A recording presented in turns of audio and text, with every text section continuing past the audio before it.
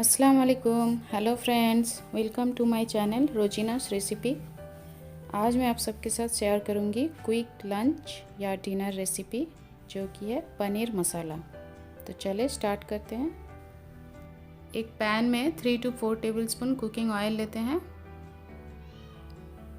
अभी इसमें ऐड करते हैं 1 teaspoon cumin seed, 1 bay leaf, 5 to 6 cloves, 4 piece green cardamom and 1 inch cinnamon stick.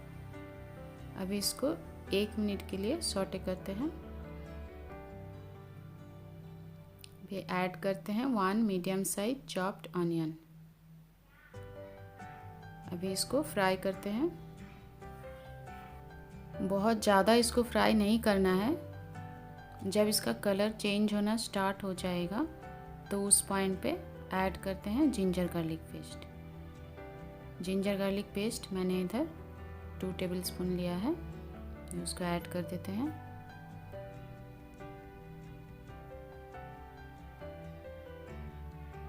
इसको भी 2 से 3 मिनट के लिए सौटे करते हैं। अभी इसमें ऐड करते हैं 1 teaspoon turmeric powder, 1 teaspoon cumin powder, 1 teaspoon red chilli powder, 1 teaspoon salt and 1 teaspoon coriander powder. Salt आप आपके टेस्ट के हिसाब से ऐड कीजिए।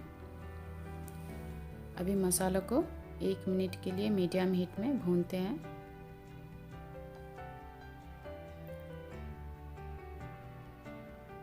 मीडियम हीट में ही करना है, संभाल के, मसाला जलना नहीं चाहिए। अभी इस पे ऐड करते हैं 2 टेबलस्पून दही। दही मैंने बीट करके रखा था। अभी इसी दही में मसाला को और 2-3 मिनट के लिए भूनते हैं।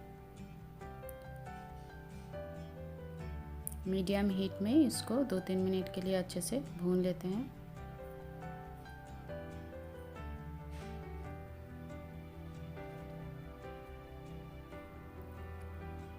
आप अगर दही ना यूज करना चाहे तो पानी से भी भून सकते हैं। अभी इसमें ऐड करते हैं 1 cup tomato puree. Tomato puree अगर ना हो तो आप टमाटर को काट के भी इसमें यूज कर सकते हैं। अभी इसको अच्छे से भूनते हैं। इसको तब तक भूनना है जब तक इससे ऑयल सेपरेट ना हो जाए। देखिए इसमें ऑलरेडी ऑयल सेपरेट होना स्टार्ट हो गया है। अभी इसको मीडियम हीट में और 1-2 मिनट के लिए भूनते हैं। बहुत अच्छे से भून गया है। अभी इसमें ऐड करते हैं पनीर क्यूब्स।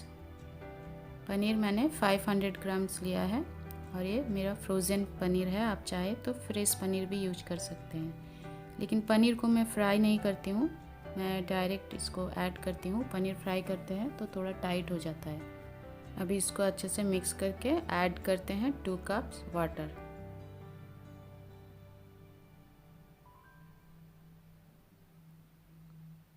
सबको अच्छे से मिक्स कर लेते हैं।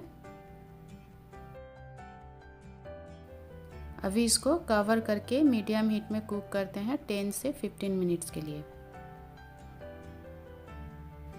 15 मिनट्स हो गया है। चले अभी इसको चेक करते हैं। मुझे इसका ग्रेवी बिल्कुल सही लग रहा है, तो इस पॉइंट पे फ्लेम को करते हैं बंद। अगर आपको लगे कि आपको और थोड़ा थिक करना है तो आप और थोड़ा सा फ्लेम ऑन करके इसको थिक कर सकते हैं। तो चले अभी इसको डिश आउट करते हैं।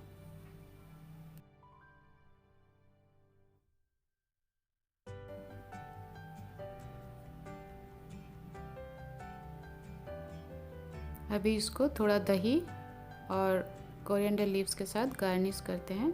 आप चाहे तो फ्रेश क्रीम के साथ भी इसको गार्निश कर सकते हैं। ये बहुत ही सिंपल रेसिपी है, ज़रूर ट्राई करें। फिर मिलते हैं नेक्स्ट रेसिपी के साथ। तब तक के लिए अल्लाह हाफिज।